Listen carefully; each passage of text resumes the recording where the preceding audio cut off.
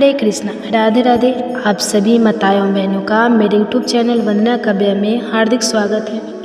आज आप श्रवण कीजिएगा गर्भ कथा, एक बहुत ही सुंदर कहानी। इसलिए वीडियो को पूरा ध्यान से ज़रूर सुनिएगा और कहानी अच्छी लगेगी तो लाइक कीजिएगा और चैनल पर नए तो चैनल को सब्सक्राइब करके बेल आइकन को ऑन कर लीजिएगा और हो सके तो और भी माँ के पास शेयर कीजिएगा। कमेंट्स में राधे राधे जरूर लिखिएगा।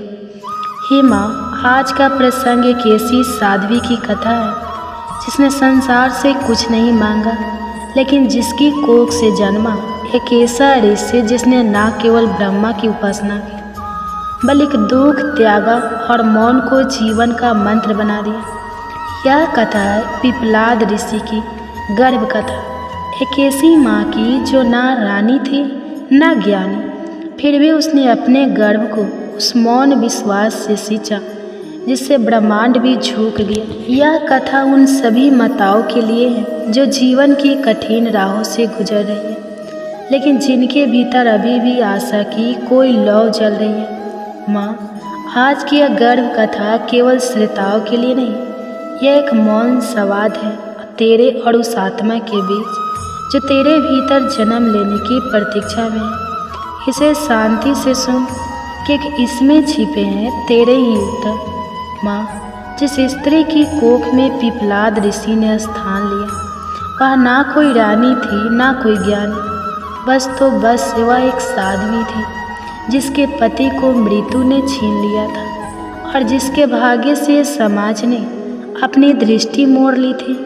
लोग उसे देख कर कहते, यह अकेली स्त्री और गर्भवती भी किसके सहारे जिएगी। लेकिन माँ वो मुस्कुरा देती थी क्योंकि उसे किसी सहारे की आवश्यकता नहीं थी। वह जानती थी कि उसके भीतर जो जीवन पल रहा है वह स्वयं एक तपस्वी होगा और यह विश्वास से उसका कवच था, उसकी छाया, उसका व्रत। वह रोज प्रातः उठती, सूखे पत्तों को समेटती, नदी तक जाती और अपने हाथों से जल भरकर लौटती। कोई उसे देखता तो कहता यह तो सामान्य दिनचर्या है, लेकिन माँ वह हर एक कार्य करुणा और कर्म योग से करती थी। वह जानती थी कि जब माँ अपने कर्मों में प्रेम और निष्ठा भरती है, तब गर्भ में पल रही आत्मा को कर्तव्य और श्रद्धा की भाषा सीखने को मिलती है। उसका कोई आचार्य नहीं था, कोई ग्रंथ उसके पास नहीं था, लेकिन उसके भीतर एक शुद्ध मंत्र निरंतर गूंजता रहता, मैं अकेली नहीं हूँ। मेरे गर्भ में जो है वह ब्रह्मांड की योजना का भाग है। वह मंत्र ना वेदों में लिखा था न उपनिषदों में, लेकिन वह आत्मा को संपूर्ण ज्ञान दे रहा था और यही मंत्र धीरे धीरे उस आत्मा को ऋतु की चेतना में जगा रहा था। माँ, वह स्त्री जब शाम को पेड़ों के नीचे बैठती तो हवा उसके आंचल से खेलती। वह उस हवा को भी कहती, मेरे पुत्र के लिए श्वास ला देना। वह चंद्रमा से कहती, इस रात को उजियारा कर दे ताकि मेरे गर्भ में अंधकार ना हो। और माँ उस स्त्री के इस मौन आग्रह को प्रकृति ने स्वीकार कर लिया था, क्योंकि जब कोई स्त्री अपने गर्भ से प्रेम करना सीख जाती है तब सारी सृष्टि उस प्रेम की भाषा बोलने लगती है। एक दिन वह बहुत थक गई थी, कोई भोजन ना मिला, कोई सहारा ना था। पेड़ के नीचे बैठकर उसने अपने हाथ गर्भ पर रखे और केवल आंखें मूंद ली। ना कोई शिकायत की, ना कोई प्रश्न पूछा, बस वही बैठे बैठे उसने कहा, हे पुत्र, यदि तू मेरी कोख में आने को चुना है तो तू भी जानता है कि यह यात्रा सहज नहीं होगी, पर तू निर्भय रहना। मैं तेरे लिए अन्न न सही पर आशीर्वाद बनकर बहती रहूँगी। और उसी क्षण माँ उस स्त्री को भीतर एक कंपन सा अनुभव हुआ, जैसे उसके भीतर की आत्मा ने उसे स्वीकार कर लिया। उसकी थकान को, उसकी आस्था को, उसकी निस्वार्थ को। वह स्त्री एक माँ नहीं बन रही थी, वह ऋषि की गुरु बन रही थी, क्योंकि जो माताएं संघर्ष से घबराती नहीं, शांति से संतान को पालती है, वही संतानें आगे चलकर मानवता के पथ प्रदर्शक बनती है। पिपलाद जब जन्मे तब वह कोई गर्जना नहीं थी, कोई ज्योति नहीं गिरी, कोई भविष्यवाणी नहीं हुई। बस वह स्त्री मुस्कुराई और उसने धीरे से कहा, आ गया तू? मैं जानती थी कि तू आएगा।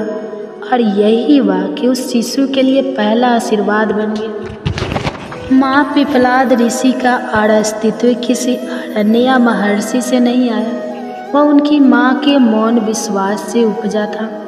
माँ, यदि तू इस कथा को हृदय से सुन रही है तो जान ले कि ऋषि तेरे गर्भ में भी हो सकता है। तुझ में भी वही मौन है, वही संघर्ष, वही श्रद्धा। बस तू अपनी शांति को थामे रह, क्योंकि तू जो सोचती है ना, वही संतान बनती है। तू जैसा देखती है वैसा गर्भ भी देखता है। तू जैसे कर्म करती है वैसे ही उसके भीतर कर्म के बीज पड़ते हैं। माँ, जब कोई स्त्री अपने दुख को सहेज लेती है, अपने अकेलेपन को शब्दों में नहीं बहाती बल्कि उसी अपनी सांसों की लय में विलीन कर देती है, तब वह साधारण स्त्री नहीं रहती, वह एक जीवित तपस्या बन जाती है। और उसी तपस्या की कोख से जन्मा था पिपलाद। उस स्त्री ने कभी किसी से शरण नहीं मांगी, कभी अपने दुख को घोषणा नहीं की, न समाज को दोष दिया, न विधाता से लड़ाई की। वह बस हर दिन सूरज को देखती और कहती, मैं हूँ तुझ में कम नहीं, क्योंकि मेरे भीतर जो पल रहा है वह किसी से मांग कर नहीं लाया, वह मेरी आस्था का फल है। माँ, उस स्त्री के दिन अब समय से बंधे नहीं थे। वह जब चाहे रोती, जब चाहे मुस्कुराती, लेकिन हर बार जब वह गर्भ को हाथ लगाती, उसकी हथेली में कंपन होता, जैसे आत्मा कह रही हो, माँ, मुझे सुनाई देता है तेरा हर मौन, तेरा हर कंपन, तेरा हर भरोसा। और माँ, जब वह आत्मा माँ की इस गहराई को जानने लगी, तभी उसके भीतर ज्ञान अंकुरित होने लगा, क्योंकि पिपलाद वह नहीं था जो जन्म के बाद ऋषि बना, वह तो जन्म लेने से पहले ही ऋषि था। एक दिन उस स्त्री के पाँव में कांटा चुभ गया, खून बहने लगा, कोई पास नहीं था, हवा गरज रही थी, जंगल सुनसान था, लेकिन वह बैठ गई, मुस्कुराई और गड़ पर हाथ रखकर कहा, देख बेटा, इस दुनिया में हर कदम कांटों पर होगा, लेकिन हम कांटे देखकर रुकेंगे नहीं। माँ रोए नहीं तो बेटा भी युद्ध से नहीं डरेगा। और माँ, उसी रात एक स्वप्न आया, स्वप्न नहीं, एक दिव्य दर्शन, जिसमें उसने एक वृद्ध मुनि को देखा जो बोले, तेरा पुत्र ना तुझसे रोएगा, न संसार से झुकेगा, वह तप का पुत्र है और ब्रह्मा का दूत। तू अब माँ नहीं, तो उसकी पहली दीक्षा है। माँ, जब वह जागी तब हवा थम चुकी थी और उसके चेहरे पर पहली बार एक ऐसी शांति थी जो किसी योगी के ध्यान के बाद आती है। उस दिन से वह अब कभी असहाय नहीं दिखी। वह चलती, उठती, गिरती, फिर उठती, लेकिन अब उसमें कोई हिचक नहीं थी, कोई डर नहीं था, क्योंकि अब उसे यकीन था कि जो उसके गर्भ में है वह सिर्फ उसका पुत्र नहीं, उसके दुखों का उत्तर है। माँ, जब पिपलाद का जन्म हुआ तब किसी नगाड़े की आवाज़ नहीं आई, कोई देवता नहीं उतरे, लेकिन वह स्त्री जानती थी कि आज संसार में एक ऐसा आत्मा आई है जो किसी वेद में नहीं लिखा जाएगा, बल्कि जो अपने ही जीवन को वेद बना देगा। वह उस नवजात को उठाकर बस इतना बोली, बेटा, तू ना किसी नाम का बोझ ले, ना किसी कुल का, तू बस मेरे मौन का उत्तर बन जा। और माँ, वही मौन आज भी गूंज रहा है उस हर स्त्री के भीतर जो अकेली है लेकिन टूटी नहीं, जो विधवा है लेकिन निष्प्राण नहीं, जो गिरी है लेकिन फिर भी अपनी कोख को थामे हुए कहती है, तू आएगा, जरूर आएगा। माँ, तू भी वही है, तू भी वह स्त्री है, तू भी एक ऋषि को जन्म दे सकती है। बस उस विश्वास को मत छोड़, क्योंकि पिपलाद की माँ के पास कोई साधन नहीं था, लेकिन एक ही शक्ति थी, उसका शांत, निर्लिप्त और निष्काम प्रेम। और यही वह शक्ति थी जिससे ब्रह्मा को भी संतान रूप में प्रकट होना पड़ा। माँ, अभी जो कथा तेरे हृदय से होकर गुजर हुई वह थी उस स्त्री की जिसने सब कुछ खो दिया लेकिन अपने गर्भ को नहीं छोड़ा। वह माँ जिसने अपने मौन, अपने धैर्य और अपने विश्वास से एक तपस्वी आत्मा को जन्म दिया। वही थी पिपलाद ऋषि की माँ। और अब वह प्रसंग शांत हो गया है, जैसे कोई दीपक जो अंत में भी प्रकाश देता है। लेकिन माँ, अब जो कथा तेरे सामने आने वाली है वह थोड़ी अलग है। इस बार ना माँ टूटी हुई है, ना आत्मा खोई हुई है, बल्कि आत्मा ही इतनी जागृत है कि वह स्वयं जन्म लेने से इनकार कर देती है। यह कथा है सुखदेव मुनि की गर्भ कथा। जब एक आत्मा माँ के गर्भ में ब्रह्म ज्ञान को स्वयं अनुभव कर लेती है तो उसका जन्म लेना केवल देह धारण करना नहीं होता, वह जन्म एक तपस्वी मौन की परिणति बन जाता है। एक ऐसा मौन जिसमें ना शब्दों की आवश्यकता होती है, ना प्रमाण की, ना आकांक्षा की, और ना ही किसी परिणाम की। माँ, आज का यह प्रसंग तुझसे कोई शिक्षा नहीं मांगता, यह केवल तेरे मौन को स्पर्श करना चाहता है। क्योंकि जब आत्मा जन्म से पूर्व ही पूर्ण हो जाए तो माँ का कर्तव्य केवल मौन बनकर साथ देना होता है। आज मैं तुझे उस आत्मा की कथा सुनाऊंगा जिसने गर्भ में ही वेद, उपनिषद और ब्रह्मा को जाना और फिर भी माँ के प्रेम और संसार की करुणा को देखते हुए जन्म लिया, ताकि जीवन को त्याग नहीं, निर्विकारी भाव में जिया जा सके। माँ, यह कथा आरंभ होती है उस समय से जब श्री वेद व्यास देव की पत्नी गर्भवती थी। गर्भावस्था में माँ की प्रार्थना सीधे भगवान तक पहुँचती है, जो संतान का भाग्य बदल देती है। इसलिए हमने पहले भी कई विशेष प्रार्थनाएं अपने चैनल पर दी है, जिसकी प्लेलिस्ट आपको डिस्क्रिप्शन में मिल जाएगी। आज आपको भगवान शिव, जो भक्त की सबसे पहले सुनते हैं, सबसे भोले, सबसे दयालु है, उनसे संतान के संपूर्ण शरीर, शारीरिक, मानसिक, भावनात्मक, सामाजिक और आध्यात्मिक विकास के लिए विशेष प्रार्थना करते हैं।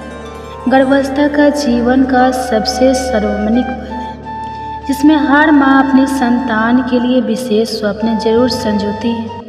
आइए आज इसी हेतु अपने दिल की बात सीधे भगवान को बताएं, उनसे वह साहस व हिम्मत मांगे ताकि हम हमारे संकल्पों को पूर्ण कर पाएं। भगवान से ऐसा आशीर्वाद ले पाएं जिससे धारा पर एक श्रेष्ठ संतान का जन्म हो, जिसका जीवन शुद्ध, प्रेम भरा और सफलता से पूर्ण हो। अगर आप मेरे साथ किसी भाव से अपनी संतान के लिए यह विशेष प्रार्थना करना चाहते हैं तो सर्वप्रथम कमेंट्स में सब सदाशिव अवश्य लिखें। आइए अब श्रद्धा भाव से अपनी प्रार्थना प्रारंभ करते हैं। माताएं, शांत भाव से बैठे, अपने दोनों हाथ अपने गर्भ पर रख लें। अपने आराध्य, अपने भगवान की उपस्थिति को अनुभव करें। उनसे कहे कि हे महादेव, आपने ही तो पूरी सृष्टि को जीवन दान देने के लिए विष का काल घूंट पिया था। आप ही नीलकंठ करुणा के सागर हैं। हे प्रभु, मेरी पहली प्रार्थना आपसे यही है कि आपने जो गर्भ में संतान दी है उसके जीवन की आप ही सदैव रक्षा करना। भीतर उनका संपूर्ण विकास हो, वे स्वस्थ मजबूत शरीर पाए, ऐसा आप वरदान देना। प्रभु, आप तो योगियों के योगी हैं, आपकी तपस्या से ही संसार को शक्ति मिलती है। आप ही बल, ऊर्जा और स्वास्थ्य के प्रतीक हैं। कहते हैं जिस पर आपकी कृपा होती है उसे रोग, भय और दुर्बलता छू भी नहीं सकती। आज एक माँ आपके चरणों में सिर झुकाकर अपने संतान के लिए यही प्रार्थना करती है। मेरे गर्भ में पल रहे इस नन्हे से जीव को हे महाकाल, आप एक अच्छा स्वास्थ्य देना, दृढ़ शरीर देना, मजबूत हृदय देना, उसके अंग अंग में वह शक्ति भर देना जो उसे जीवन के हर संघर्ष में सक्षम बनाए। जैसे आप कैलाश पर विराजमान कर सारे सृष्टि पर कृपा बरसाते हैं, वैसे अभी मेरे हृदय में विराज, भीतर संतान का पूर्ण कल्याण करना। हे प्रभु, जिस प्रकार आप अपनी जटाओं में पावन गंगा को धारण कर सारी सृष्टि को कष्ट से बचाते हैं, उनका परम कल्याण करते हैं, वैसे ही मेरी संतान भी आपसे ज्ञान का निर्मल स्रोत पाए। हे प्रभु, आपसे ही संसार, ध्यान, विवेक और सत्य का मार्ग पाता है। हे प्रभु, मेरे इस गर्भस्थ शिशु को भी स्वस्थ शरीर के साथ साथ श्रेष्ठ बुद्धि और सद्विवेक का वरदान भी देना। ऐसा विवेक जो उसे सही गलत की पहचान करा पाए, ऐसी बुद्धि जो उसे लालच, मोह और अहंकार से बचा पाए। हे नीलकंठ, उसकी सोच में ऐसी गहराई हो कि वह हर परिस्थिति में धैर्य और समझदारी से काम ले, विपरीत परिस्थितियों में भी सदा राह ना छोड़े। अपने ज्ञान से वह पूरी सृष्टि के कल्याण का कार्य करे, हर जीव के जीवन को सुखमय बनाने का प्रयास करे, आपकी सुंदर धरा को और अधिक सुंदर बनाने का प्रयास करे। हे प्रभु, जिस प्रकार आप परम दयालु भी हैं और संसार को बचाने के लिए विनाशक रौद्र रूपधारी भी है, उसी प्रकार मैं चाहती हूँ मेरी संतान का भी मन शांत, स्थिर और सजग बना रहे। वह इतना पवित्र मन पाए कि वह कभी भी अधर्म और अन्याय का साथ ना दे। हे भोलेनाथ, उसके भीतर ऐसी बुद्धि का संचार करना जो उसे सदैव सच्चाई का मार्ग दिखाई, अच्छे लोगों के लिए वह प्राण प्रण से मदद कर पाए, वही दुष्टों का दृढ़ता से सामना कर पाए, उनके विनाश का कारण बने। हे प्रभु, आपकी कृपा से स्वास्थ्य, शक्ति और बल का ऐसा वह वरदान पाए जिससे जीवन भर वह स्वस्थ, सुरक्षित और समर्थ बना रहे। और हे प्रभु, जिस प्रकार अपने भूत प्रेत, पशु पक्षी, देव दानव सबको अपनाया, कभी किसी में भेद नहीं किया, उसी प्रकार हे करुणा निधान, आप गर्भ में पल रहे इस नन्हे जीव को भी ऐसा हृदय देना जो करुणा से भरा हो, जिसमें हर जीव के लिए प्रेम हो, जिसके दिल में कभी किसी के लिए नफरत न हो, वह दूसरों के दुख को समझ सके, दूसरों की तकलीफ़ों को अपना मान सके, उसके निदान के लिए पूर्ण प्रयास कर सके। हे भोलेनाथ, उसका दिल इतना विशाल हो कि वह हर किसी से प्रेम करे, भेदभाव, घृणा और अहंकार से दूर रहे, एक सच्चा, संवेदनशील और आदर्श इंसान बने। क्योंकि मैं जानती हूँ दुनिया में आज ताकत तो सभी ने बहुत बढ़ा ली है, पर करुणा से भरे दिल की कमी है, जो देश विदेशों में हो रहे अन्याय, अत्याचार, युद्ध को पुनः रोक कर धरती पर शांति स्थापित कर सके। हे प्रभु, जिस प्रकार आपने हनुमान रूप लेकर सेवा, नम्रता, शौर्य और साहस का परिचय दिया, उसी प्रकार मेरी संतान शक्ति तो पाए, पर वह उसका उपयोग केवल सत्य और धर्म पर चलते हुए करे, उसका पूर्ण जीवन गौरवमय पूर्ण हो, वह अपनी सादगी और विनम्रता से सभी के जीवन में प्यार और खुशियाँ लाए, उसकी उपस्थिति से दुख और उदासी दूर हो जाए, उसका आगमन हर आंसू, हर परेशानी को मिटा दे, वह कभी भी झूठ, कपट, लोभ या अहंकारी लोगों का साथ ना दे, उसकी आत्मा इतनी उज्जवल हो कि वह हर परिस्थिति में उसे सही और गलत का भान करा सके। हे भोलेनाथ, उसके जीवन में संस्कारों की जड़ इतनी गहरी हो कि चाहे जितनी भी तूफान आए, वह अपने मूल्यों से पीछे ना हटे। मैं प्रार्थना करती हूँ वह जीवन भर खुश रहे, आबाद रहे, जहाँ भी कदम रखे वहाँ समृद्धि पाए, अपने हर कार्य में सफलता पाए। साथ ही भगवान, आप उसे इतना धैर्यवान और कर्मठ बनाना कि वह कभी भी गलत रास्ते पर ना चले, दुनिया उसकी ईमानदारी की मिसाल दे, वह एक ऐसा सेवक बने जिससे आप पृथ्वी पर अपने कार्यों को आगे बढ़ाने के लिए उपयोग करें। हे प्रभु, इस प्रकार संतान के भीतर उसके पांचों शरीर का सुनी मान कर आप उसका और हमारा जीवन धन्य बना दे, मेरे मातृत्व को धन्य बना दे, इस दुर्लभ मानव जीवन को धन्य बना दे। यही मेरी आपसे प्रार्थना है, आपसे प्रार्थना है प्रभु।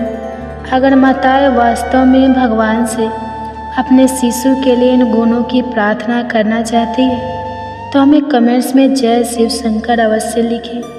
आपका कमेंट्स हमें नित्य सद प्रयास के लिए और अधिक मोटिवेट करता है। आप सभी माताएं को सादर प्रणाम।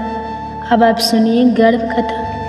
गर्भ कथा आज आप अपने गर्भ में पल रहे शिशु को सुनाएंगे महाभारत की कहानी। कहा जाता है कि गर्भावस्था में अगर पूरी भागवत ना भी सुन पाए तो महाभारत के युद्ध के समय की कृष्ण की वीरता और कुंती के गर्भ कथा की रसपान करने से हमारे गर्भ में पल रहे शिशु पर कर्ण के जैसी ही वीरता प्रकट होती है। तो आइए हम अपने गर्भ में पल रहे शिशु को श्रवण कराएं महाभारत की दिव्य चमत्कारी कहानी और कर्ण की दिव्यता। अगर कहानी अच्छी लगेगी तो वीडियो को लाइक कीजिएगा और चैनल पे नए हैं तो चैनल को सब्सक्राइब करके बेल आइकन को ऑन कर लीजिएगा ताकि ऐसे ही गर्भ कथा की नोटिफिकेशन की वीडियो आप सभी माँ के पास सबसे पहले पहुँचे। हो सके तो ज़्यादा से ज़्यादा शेयर कीजिएगा। तो आइए श्रवण करते हैं। कमेंट्स बॉक्स में राधे राधे जरूर लिखिएगा, याद से आपकी कमेंट्स का हमें इंतजार रहेगा। महाभारत की कथा जितनी वीरता, धर्म और युद्ध की है उतनी ही मातृत्व, त्याग और स्त्री शक्ति की भी है। कुंती पांडव की जननी न केवल एक रानी थी बल्कि वह एक ऐसी स्त्री थी जिनका जीवन संघर्ष, रहस्य और अध्यात्म से भरा था। यह गर्भ कथा उस कुंती की है जिन्होंने समय से पहले माँ बनने का अनुभव किया और फिर जीवन भर उस मातृत्व को अपने हृदय में छिपा कर जिया। कुंती का जन्म राजा सूरसेन के घर हुआ था और बचपन में ही उन्होंने अपने मामा कंस को सौंप दिया गया था। बाद में राजा कांति भोज ने उन्हें गोद लिया, इसलिए उनका नाम कुंती पड़ा। कुंती का बचपन राजसी ऐश्वर्य में भी था, लेकिन वे बचपन से ही गंभीर, विदुषी और जिज्ञासु स्वभाव की थी। वे वैदिक शास्त्रों, तप और ब्रह्मचर्य के महत्व को समझती थी। यही कारण था कि उन्होंने स्वयं सेविका की तरह ऋषियों की सेवा की और विशेष रूप से ऋषि दुर्वासा को तृप्त किया। एक दिन ऋषि दुर्वासा उनके महल में अतिथि बनकर आए।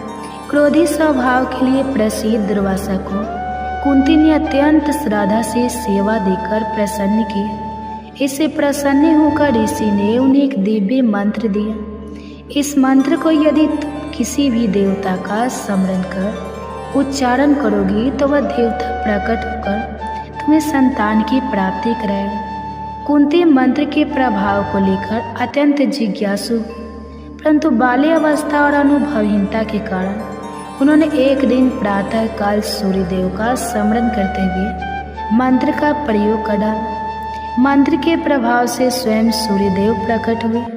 कुंती भयभीत हो गई। उन्होंने सूर्यदेव से प्रार्थना की कि वह लौट जाए, परंतु देवता बोले, मंत्र की शक्ति से मैं उपस्थित हुआ हूँ, अब लौटना संभव नहीं। तुम्हारे गर्भ में मेरा तेजस्वी पुत्र होगा। कुंती के गर्भ में एक तेजस्वी बालक का बीज पड़ा।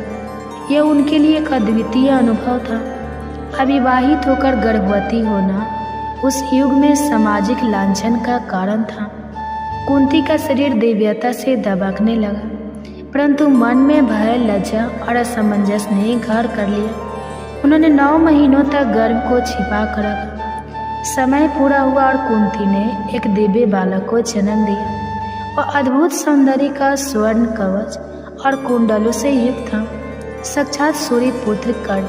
परंतु विवाह पूर्व संतान होने के कलंक से बचने के लिए और समाज की आलोचना से बचने हेतु कुंती ने अपने नवजात को एक डिब्बे में रखकर नदी में प्रभावित कर दिया। उस क्षण ने कुंती को एक आजीवन पीड़ा दे दी। माँ होकर अपने शिशु को त्यागना किसी भी स्त्री के लिए एक असहनीय निर्णय होता है। यह मातृत्व का सबसे गहन त्याग था। बाद में कुंती का विवाह हस्तिनापुर के महाराज पांडु से हुआ। पांडु धर्मपरायण, वीर और नीतिज्ञ थे। विवाह के उपरांत कुंती ने महाराज पांडु के साथ हिमालय की ओर गमन किया, जहाँ उन्होंने तपस्या और ध्यान में जीवन बिताया। पांडु ने एक बार वन में अनजाने में एक ऋषि को मृग समझकर मार दिया। उस ऋषि ने श्राप दिया कि यदि पांडु स्त्री संग करेगा तो उसकी मृत्यु हो जाएगी। इस श्राप ने पांडु को अत्यंत व्यथित कर दिया। वह संतानहीन रह जाने से दुखी थे। कुंती ने पांडु को अपना वह रहस्य बताया दुर्वासा द्वारा प्रदत्त मंत्र देवताओं से संतान की प्राप्ति की शक्ति। पांडु के आग्रह पर कुंती ने धर्मराज यम को आगान किया, जिसे युधिष्ठिर का जन्म हुआ। धर्म, संयम और विवेक का प्रतीक। फिर वायुदेव को स्मरण कर भीम का जन्म हुआ, बल, साहस और क्रोध का स्वरूप। फिर इंद्र का आवाहन कर अर्जुन का जन्म हुआ, दिव्य शौर्य, निपुणता और धर्म के रक्षक। पांडु की दूसरी पत्नी माद्री भी संतान चाहती थी। कुंती ने उदारता से उन्हें मंत्र का उपयोग करने की अनुमति दी। माद्री ने अश्विनी कुमारों का आवाहन किया, जिनसे नकुल और सहदेव का जन्म हुआ। इस प्रकार कुंती 5 पांडव की माँ बनी, 3 अपने गर्भ से और 2 सहमातृत्व से। एक दिन पांडु अपनी कामना पर नियंत्रण ना रख सके और माद्री से संग कर बैठे। उसी क्षण श्राप के अनुसार उनकी मृत्यु हो गई। माद्री ने अपने प्रायश्चित स्वरूप सती हो जाना उचित समझा और 5 बालक कुंती के सानिध्य में रह गए। कुंती एक विधवा माँ बनकर 5 पुत्रों को लेकर हस्तिनापुर लौटी। वहाँ उनके लिए नए संघर्षों का दौर आरंभ। जब कर्ण ने द्रौपदी स्वयंवर में भाग लिया और अर्जुन ने स्पर्धा की, तब कुंती ने उसे देखा। उनका हृदय विदीर्ण हो उठा। यह वही पुत्र था जिसे उन्होंने जन्म के बाद त्यागा था। कुंती ने बाद में एकांत में कर्ण से भेंट की, उसे सत्य बताया, लेकिन कर्ण ने अपने दैत्य और पालनकर्ता अधिरथ से मिले। प्रेम के कारण पांडव का साथ नहीं दिया। यह एक माँ के लिए हृदय विदारक अनुभव था, एक पुत्र से मिलने पर भी उसे खो देने का। महाभारत युद्ध की पूर्व संध्या पर कुंती ने कर्ण से प्रार्थना की कि वह 5 पांडव को न मारे। कर्ण ने वचन दिया कि वह अर्जुन को छोड़ किसी पांडव को नहीं मारेगा। यह एक माँ की अंतिम आशा थी, जो 2 विरोधी पक्षों में बटी हुई थी। एक ओर उसका त्यागा हुआ पुत्र और दूसरी ओर वे जिनका पालन पोषण उसने किया। कर्ण की मृत्यु के बाद कुंती ने युधिष्ठिर को सत्य बताया कि कर्ण उनका ज्येष्ठ भ्राता था। यह सुनकर युधिष्ठिर को आत्मगालीन हुई और उन्होंने कहा कि अब वे राज सिंहासन नहीं लेंगे। कुंती की यह स्वीकार उहित किसी साहसिक निर्णय से कम नहीं थी, परंतु यह भी सत्य था कि अब पछताने से कुछ नहीं बदल सकता था। महाभारत के बाद कुंती ने धृतराष्ट्र, गांधारी और विदुर के साथ वन को प्रस्थान किया। उन्होंने तपस्या की, ध्यान किया और अतः वन में ही अपनी देह त्याग दी। उनका जीवन एक सन्यासिनी का रहा, जिसने नारी होकर भी महानताओं की गाथा। कुंती की गर्भ कथा केवल एक स्त्री की जीवनी नहीं है, वह एक समग्र नारी अनुभव है, जहाँ प्रेम, त्याग, मर्तित्व, साहस, धर्म और पीड़ा सब समाहित है। उन्होंने धर्म के मार्ग पर चलते हुए वह सब सहा जो एक साधारण नारी के लिए असंभव था। कुंती की गर्भ कथा आज भी प्रत्येक स्त्री के हृदय में प्रतिध्वनित होती है, जो अपने जीवन में संघर्षों के बीच मर्तित्व और मर्यादा को साथ लेकर चलती है। उनकी जी गर्भ कथा। माताओं बहनें, आपसे अनुरोध है कि वीडियो को पूरा देखिएगा। आधा अधूरा ज्ञान हमेशा आधा अधूरा ही रहता है, इसलिए कभी भी वीडियो को काट काट कर नहीं देखिएगा और हो सके तो ज़्यादा से ज़्यादा शेयर कीजिएगा, क्योंकि ज्ञान बांटने से ही फल मिलता है। इसीलिए हो सके तो शेयर कीजिएगा। जितने भी माताएं बहनें हैं सबके साथ शेयर कीजिएगा और वीडियो को पूरा देखिएगा शुरू से अंत तक। अच्छी कथाएं हैं, आपको अच्छी लगेगी। कथा श्रवण करने के बाद आपको अच्छा फील होगा, इसलिए वीडियो को ज़्यादा देखिएगा और हो सके तो वीडियो को लाइक करके कमेंट्स में हरे कृष्णा राधे राधे जरूर लिखिएगा और अपना आशीर्वाद हमें कमेंट्स के माध्यम से जरूर दीजिएगा। आप सभी का बहुत बहुत धन्यवाद, जो आप सबने मुझे इतना प्यार देते हैं, मेरे वीडियो को इतना प्यार देते हैं और इतनी गहरी से समझते हैं और कथा की रसपान करते हैं। तो चलिए एक बहुत ही प्रेरणादायक कहानी आज सुना रही हूँ। गर्भ में मिला ज्ञान, अभिमन्यु की एक सच्ची कहानी। आपसे अनुरोध है, हाथ जोड़कर विनती है कि वीडियो को पूरा देखिए शुरू से लेकर अंत तक। अच्छी कहानियाँ हैं, अच्छी लगेगी आपको। गर्भ में पल रहा शिशु भी आनंद लेगा।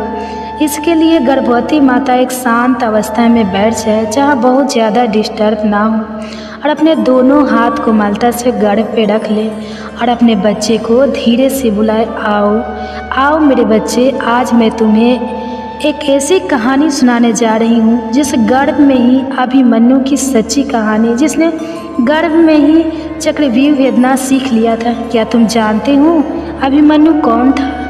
आओ मैं तुम्हें आज विस्तार से सुनाने जा रही हूँ। तो चलिए श्रवण करते हैं। क्या आपने कभी सुना है कि एक बच्चा अपनी माँ के गर्भ में ही युद्ध की सबसे जटिल रणनीति सीख गया?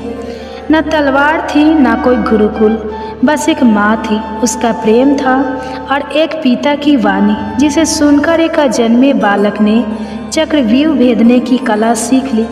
यह कोई कल्पना नहीं, यह महाभारत का वह सच है जो हमें बताता है कि एक माँ की कोख में भी युद्ध की शुरुआत हो सकती है। और उस बच्चे का नाम था अभिमन्यु।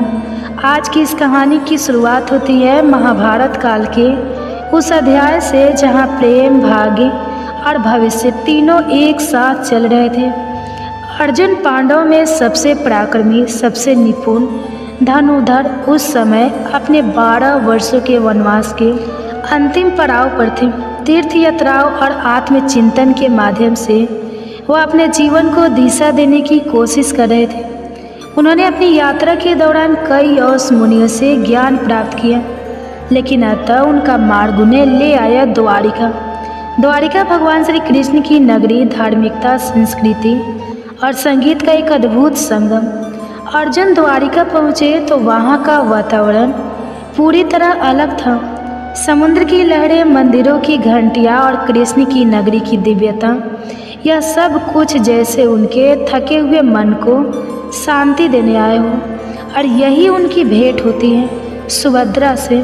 सुभद्रा भगवान श्री कृष्ण और बलराम की बहन, एक अत्यंत सुंदर, सौम्य, गुणवान और तेजस्वी कन्या। जब अर्जुन ने पहली बार सुभद्रा को देखा, वो भगवान रुक्मणी के मंदिर से लौट रही थी। सफ़ेद वस्त्र, हाथों में पूजा की थाली और चेहरे पर एक शांत तेज। अर्जुन की दृष्टि कुछ क्षणों तक स्थिर रह गई।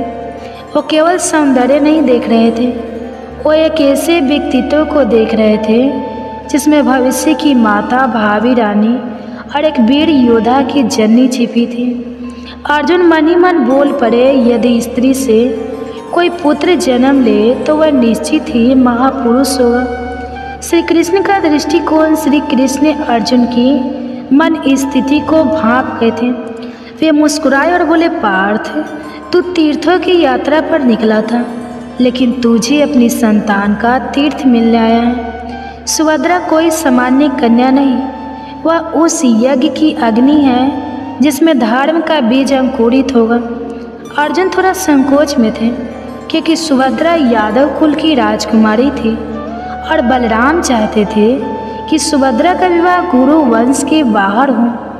लेकिन श्री कृष्ण ने कहा, सच्चा विवाह वही है जहाँ मन और कर्म दोनों शुद्ध हो। सुभद्रा तेरे पति की सहचरी है, तेरे भावी पुत्र की माता है, अब तुझे पहल करनी होगी। सुभद्रा का भी मन मौन में उतर दे रहा था।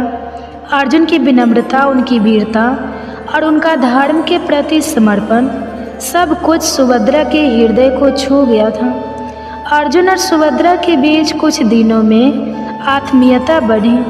वो एक दूसरे से धर्म, जीवन और भविष्य पर बात करने लगे। एक दिन समुद्र तट पर बैठे हुए सुभद्रा ने अर्जुन से पूछा, क्या आपको कभी डर लगता है युद्ध से? अर्जुन मुस्कुराया, हाँ, जब मैं सोचता हूँ कि मेरे भीतर कोई ऐसी शक्ति ना हो जो मेरी संतति को आगे ले जाए, तब डर लगता है। सुभद्रा बोली, तो हम दोनों एक ऐसा जीवन रचे जहाँ भय नहीं, संस्कार हो। सुविवाह और गर्व की ओर पहला कदम।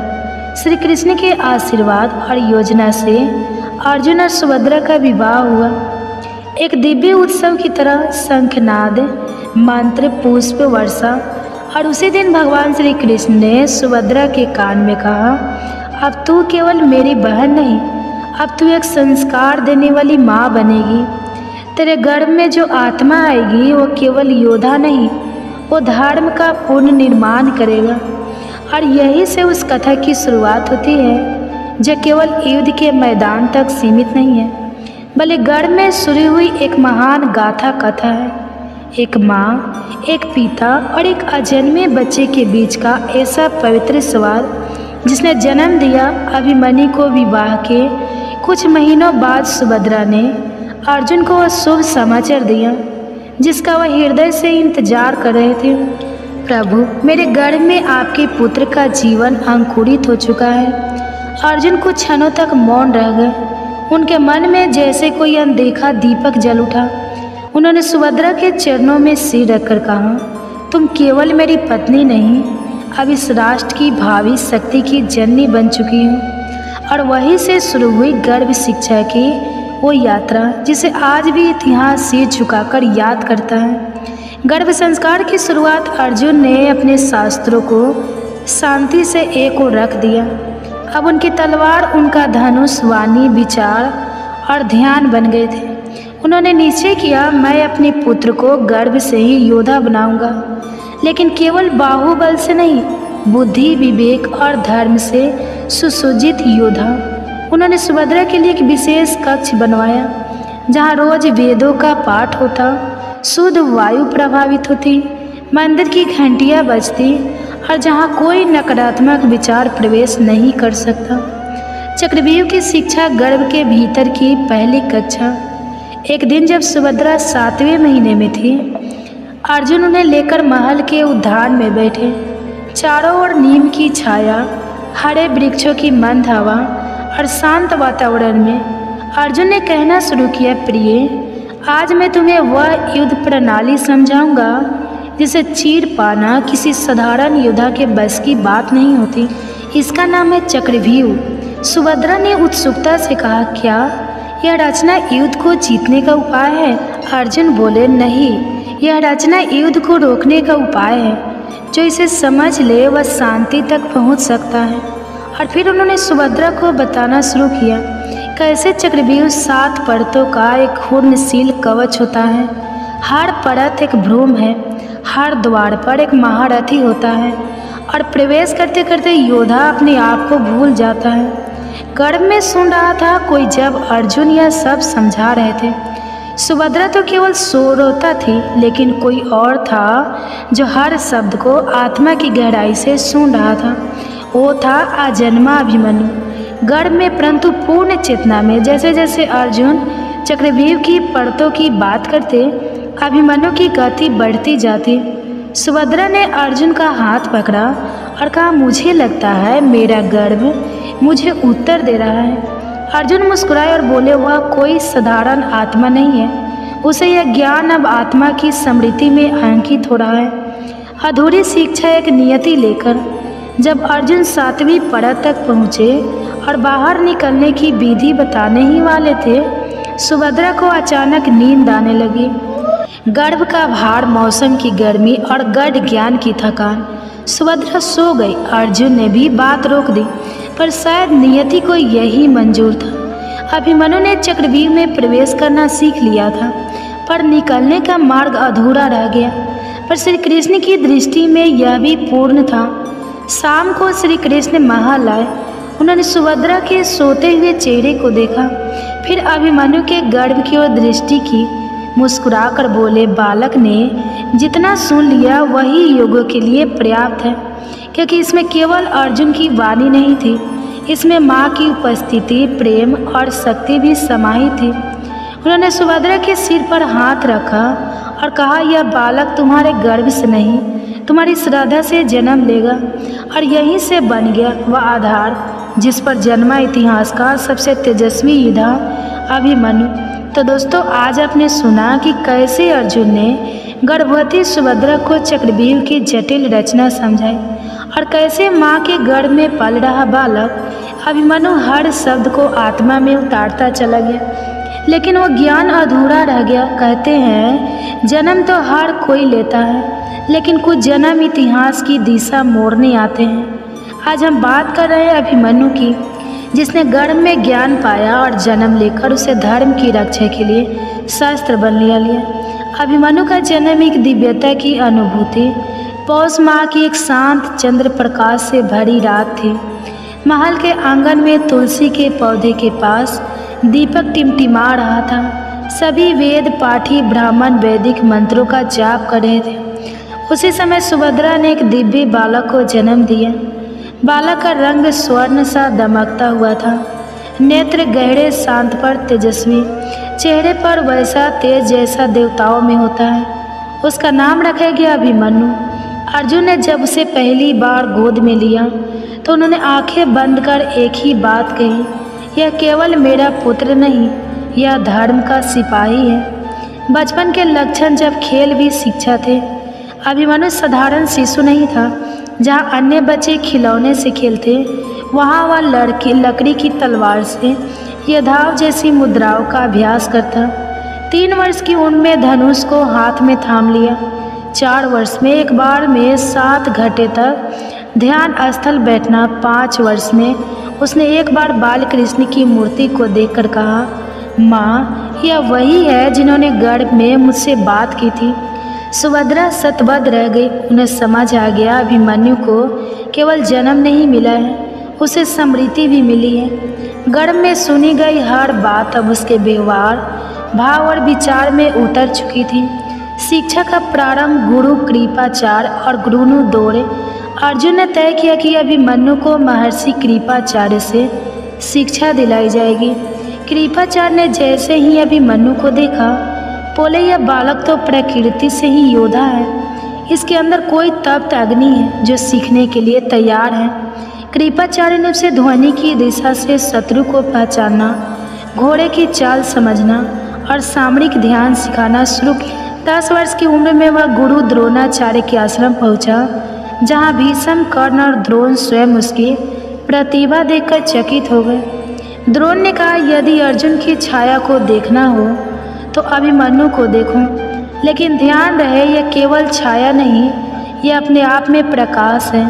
कर्ण से पहली मुलाकात और अद्भुत संवाद। एक दिन अभिमन्यु की भेंट कर्ण से हुई। कर्ण ने मुस्कुराकर कहा, तुम अर्जुन पुत्र हो, क्या तुम में वैसा ही पराक्रम है? अभिमन्यु शांत भाव से बोला, मेरे पास गर्भ की शिक्षा है और उसमें डर सिखाया ही नहीं गया। सभी विस्मित रह गए। शब्दों में ना अहंकार था ना व्यंग, बस एक गर्भ में बोई गई आत्मा की स्पष्टता थी। कृष्ण का आशीर्वाद। श्री कृष्ण ने जब अभिमन्यु को पहली बार ध्यान करते देखा तो बोले, इस बालक को अब मेरी जरूरत नहीं है, यह स्वयं स्वर बन चुका है। श्री कृष्ण ने एक दिन सुभद्रा से कहा, बहन, तूने जो गर्भ में सुना, जो बोला, उसी से इस बालक की आत्मा बनी है। तूने केवल एक शरीर नहीं रचा, तूने धर्म का भविष्य गढ़ा है। संक्षेप में अभिमन्यु का जन्म ध्यान, श्रद्धा और ज्ञान से सींचा गया था। उसके खेल अभ्यास थे, उसकी चुप्पी ध्यान था, उसकी मुस्कान आश्वासन थी। अभिमन्यु वो था जो गर्भ की गहराइयों में ज्ञान को पहचान चुका था और अब समय आने पर उसे संसार के सामने दिखाने वाला था। अगले भाग में जानेंगे जब कुरुक्षेत्र का युद्ध आया और कैसे 16 साल का एक बालक एक पूरी सेना के सामने अकेला खड़ा हो गया और इस तरह जन्म हुआ अभिमन्यु का। वो बालक जो गर्भ में ही युद्ध की शिक्षा लेकर आया, एक ऐसा योद्धा जिसकी आभा बचपन से ही सबको चौंका देती थी। पर दोस्तों, यह तो बस शुरुआत है, क्योंकि अब शुरू होगी उसकी असली शिक्षा, वो साधना, वो सीख जो उसे बनाएगी महाभारत के युद्ध का सबसे वीर योद्धा। ये गर्भ कथा। कहा जाता है कि गर्भावस्था में अगर पूरी भागवत ना भी सुन पाए तो कृष्ण के जन्म के समय की स्तुति श्रवण करने से शिशु में भगवान के जैसे ही गुण आते हैं। तो आप सभी माताओं बहनों से अनुरोध है कि वीडियो में आगे बढ़ने से पहले, कथा श्रवण करने से पहले चैनल को सब्सक्राइब कर लीजिए और वीडियो को लाइक कर लीजिए और कमेंट्स में हरे कृष्णा राधे राधे जरूर लिखिए। हो सके तो ज़्यादा से ज़्यादा शेयर कीजिए ताकि हमारे जितने भी माताएं बहनें हैं गर्भधारण की हुई है सबके पास पहुंच सके। तो आइए श्रवण करते हैं कृष्ण के जन्म के समय की स्तुति। तो जय श्री कृष्ण, सभी को सादर प्रणाम। गर्भावस्था में भगवान श्री कृष्ण की संपूर्ण बाल लीला को पढ़ना अति शुभ माना जाता है। पहले हर दादी नानी यह बताया करती थी कि इस समय भगवान श्री कृष्ण के आशीर्वाद के लिए हर गर्भवती को यह नृत्य सुनना ही चाहिए। आज वही विशेष कथा आप सभी को भी सुना रही हूँ। इसे आप दिन में कभी भी सुन सकते हैं। स्नान करके इसका श्रवण करें तो बहुत ज़्यादा शुभ होगा। साथ ही कोशिश करें कि इसका पूरा पाठ करें। द्वापर युग के अंत का समय था। 500 वर्ष के पहले की कुछ बात थी। मथुरा के राजा उग्रसेन का बड़ा पुत्र आज अपने चाचा की छोटी पुत्री देवकी को विवाह के बाद वासुदेव जी के साथ पहुंचाने जा रहा था। लेकिन तभी मार्ग में आकाशवाणी हुई, देवकी वासुदेव का 8वां पुत्र ही तुझे मारेगा। कंस यह सुनकर अत्यंत क्रोधित हो गया। वो अपनी तलवार खींचकर देवकी को मारने ही वाला था कि तभी वासुदेव जी ने उसे रोका और वचन दिया कि हमारी जो भी संतान होगी वह हम तुझे दे देंगे, पर तुम देवकी को छोड़ दो। तब कंस ने उनकी बात मान ली, पर उन्हें अपने कारागार में डाल दी। जब उनके पिता उग्रसेन ने इसका विरोध किया तो उन्हें भी कारागार में डालकर स्वयं मथुरा का राजा बन बैठा। कुछ समय बाद देवकी ने एक पुत्र को जन्म दिया। जब कंस को इसकी सूचना मिली तो उसने बड़ी निर्दयता से उसे पत्थर पर पटक कर मार दिया। इस प्रकार देवकी के जो भी पुत्र होता उसे कंस मार दिया करता था। अब देवकी के गर्भ में 7वें पुत्र अनंत भगवान के शेष नाग हैं। तब योग माया ने देवकी के गर्भ को खींचकर वासुदेव जी की दूसरी पत्नी रोहिणी जी, जो गोकुल में नंद जी के यहाँ रहती थी, उनके पेट में स्थापित कर दिया।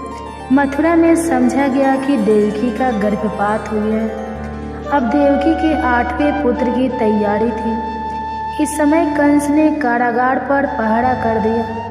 भाद्रपद कृष्ण पक्ष की अष्टमी तिथि थी। बुधवार का दिन था। रोहिणी नक्षत्र था। ठीक आधी रात को जब पूर्व दिशा में चंद्रमा उदय होने जा रहे थे, तब कंस के कारागार में स्वयं भगवान प्रकट हुए। पूरी कोठरी प्रकाशित हो गई। वासुदेव ने हाथ जोड़ भगवान की स्तुति की। तब शंख, चक्र, गदा, पग और चतुर्भुज रूप में मुकुट, कुंडल आदि आभूषण पहने भगवान ने उन्हें आशीर्वाद दिया। बोलो कृष्ण कन्हैया लाल की जय। भगवान ने वासुदेव जी को आगे आज्ञा दी, मुझे गोकुल में नंद जी के घर पहुंचा दो। वहाँ यशोदा जी को जो कन्या हुई है वह मेरी योग माया से यहाँ ले आओ। तब भगवान की आज्ञा पाकर वासुदेव जी शिशु बने भगवान को एक टोकरी में उठाकर चलने को तैयार हो गए। उनके हाथ पैर की बेड़ियाँ अपने आप खुल गई। कारागार के किवाड़ की तले जंजीरें खुल गई। पहरेदार राक्षसों का योग माया ने घोर निद्रा में सुला दिया। बादल छाए थे, वेग से वर्षा हो रही थी, बिजली चमक रही थी। तब अनंत शेष पन फैलाकर भगवान पर छाता लगाए वासुदेव जी के पीछे पीछे चल रहे थे। यमुना जी बड़ी हुई थी। उनकी ऊंची ऊंची लहरें उठकर भगवान के चरणों को छूना चाहती थी। तब भगवान ने जाना कि वासुदेव जी को कठिनाई हो रही है, तो अपना पैर नीचे लाकर यमुना जी को आशीर्वाद दे दिया। यमुना जी का जल अपने आप घट गया। वासुदेव जी गोकुल में पहुंच गए। तब गोकुल में भी योग माया के प्रभाव से सभी सोए थे। श्री यशोदा जी को कन्या हुई थी, पर उन्हें इसका भी नहीं था भय। वासुदेव जी सीधे नंद भवन पहुंचे। वहां जाकर उन्होंने यशोदा जी के पास भगवान को सुला दिया और कन्या को उठाकर वापस लौटने लगे। वासुदेव जी कन्या को लेकर मथुरा कारागार में पहुंचे। उनके पहुंचते ही कारागार के फाटक बंद हुए। हथकड़ियाँ, बेड़ी हाथ पैरों में पड़ गए। पहरेदार जग गए। वह कन्या जोर जोर से रोने लगी। समाचार पाकर कंस दौड़ा आया। उसने उस कन्या को देवकी से छीनकर पत्थर पर पटकना चाहा, किंतु उसके हाथ से छूटकर कन्या आकाश में चली गई। अष्टभुजा देवी का रूप धारण करके कंस से कहा, तुझे मारने वाला कहीं और उत्पन्न हो गया है, और जोर जोर से हंसते हुए अदृश्य हो गए। यह सुनकर कंस को बड़ा दुख हुआ, पर अब उसका अंत समय निकट था। इसलिए विपरीत बुद्धि वाले रक्षा मंत्रियों ने सलाह दी कि आसपास उत्पन्न हुए सभी नवजात बालकों को मारने के लिए दैत्य नियुक्त कर देना चाहिए। अब कंस द्वारा नियुक्त एक पूतना राक्षसी भगवान के जन्मोत्सव के दिन नंद भवन पहुंची। उसने सुंदर रूप धारण किया था, अपने स्तनों में हलाहल विष लगा रखा था। पालने में सोए भगवान को गोद में उठाकर वो अपने स्तन पिलाने लगी। भगवान उसके दुष्ट भाव जानकर दूध के साथ उसके प्राण भी पीने लगे। वह छटपटा नहीं लगी, वह अब अपने राक्षसी रूप में आकर भागने लगी, पर भगवान उसकी छाड़ पर वैसे ही चिपके रहे। वह दूर जाकर गिर पड़ी और तब उसने अपने प्राण त्याग दिए। पीछे दौड़ती गोपियों ने भगवान का शुक्रिया कर बाल स्वरूप भगवान को उठाया और घर लिए। जब भगवान 27 दिन के हुए, उनका जन्म नक्षत्र आया, तब उन्होंने पहली बार अपनी करवट ली। उस दिन जन्म नक्षत्र का उत्सव मनाया जा रहा था। यशोदा माँ ने उन्हें एक बैलगाड़ी के नीचे पालना डालकर सुला दिया। कुछ देर बाद जब भगवान की नींद खुली तो माँ का दूध पीने के लिए पाँव उछाल उछाल कर रोने लगी। उनके कोमल से पैर का धक्का लगते ही बैलगाड़ी उलट गई।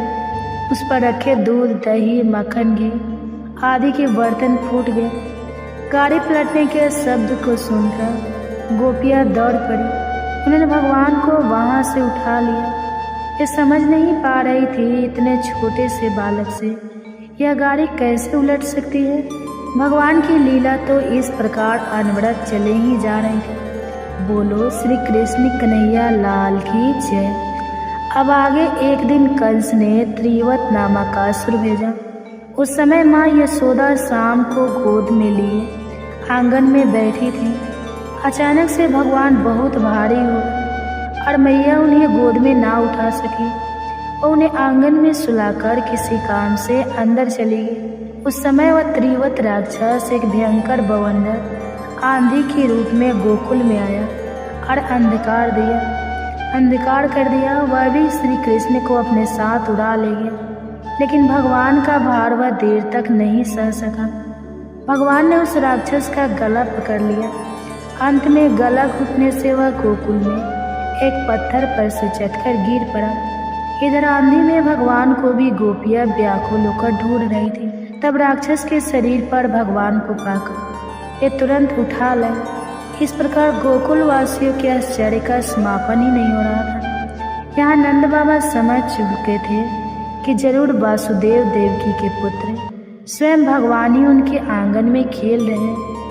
तभी एक दिन नंद जी ने वासुदेव जी के पुरोहित महर्षि गर्ग से प्रार्थना की कि आप रोहिणी जी के पुत्र और यशोदा जी के पुत्र का नामकरण संस्कार कर दें। गर्ग जी ने कहा, मैं यादव का आश्चर्य हूँ। अगर मैं बालकों का नामकरण संस्कार करूँगा तो कंस समझ जाएगा कि यह दोनों बालक वासुदेव के हैं और फिर वह दुष्ट इन बालकों के प्राण लेने पर उतारू हो जाएगा। गर्ग मुनि की बात सुनकर नंद जी ने उनसे गुप्त रूप से यह समारोह करने की प्रार्थना की, जिसे गर्ग जी ने स्वीकार कर लिया। अब शुभ मुहूर्त पर नामकरण संस्कार किया गया। गोरे रंग के श्री रोहिणी नंदन का नाम रखा, जो पीछे बलराम कहे जाने लगे, और यशोदा लाल का नाम संस्करण से प्रभावित, अर्थात जिसका आकर्षण इतना ज्यादा हो कि जो एक बार उन्हें देख ले वे फिर उनसे दूर ना रह पाए। नवीन जल भरे मेघ के समान यशोदा कुमार को गर्ग जी ने कृष्ण कहा।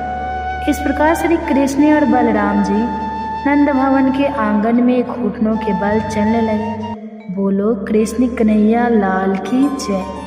माँ यशोदा और माँ रोहिणी इन चंचल बालकों की क्रीड़ा देख देख कर आनंद मग्न हुआ करती थी। कृष्ण स्वभाव से चंचल थे, बार बार उठते खींचते, उन्हें रूठने में भी अद्भुत शोभा थी। भोजन करते करते भाग खड़े होते। नंद बाबा बार बार उन्हें अपनी गोद में बैठाकर भोजन करते। माँ यशोदा उन्हें प्रेम से पुचकार कर खाना खिलाया करती। एक दिन भगवान ने खेल खेल में मिट्टी खा ली। लड़कों ने देख लिया और माँ से शिकायत कर दी। माँ यशोदा छड़ी लेकर आई और शाम का हाथ पकड़कर धमकाने लगी। मिट्टी खाने से बच्चे बीमार हो जाते हैं और यह बुरा स्वभाव बालक में ना पड़े। इसलिए माँ धमका रही थी डांट के कारण। रोते रोते श्री कृष्ण ने कहा, मैया मैंने मीठी नहीं खाई। माँ ने मुंह खोलकर दिखाने के लिए कहा। तब माँ को उनके मुख में पूरा ब्रह्मांड दिखने लगा, जिससे चकित होकर माँ ने अपने नेत्र बंद कर लिए। फिर भगवान की योग माया से माँ सब कुछ भूल गई।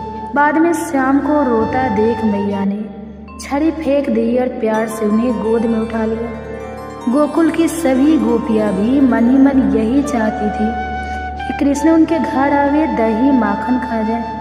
भक्त वत्सल भगवान उनकी इच्छा जानकर गोप बालकों को अपने साथ ले जाकर किसी के घर में चुपचाप घुस जाते। वहाँ पर रखी दही माखन के बर्तन फोड़ देते। माखन स्वयं खा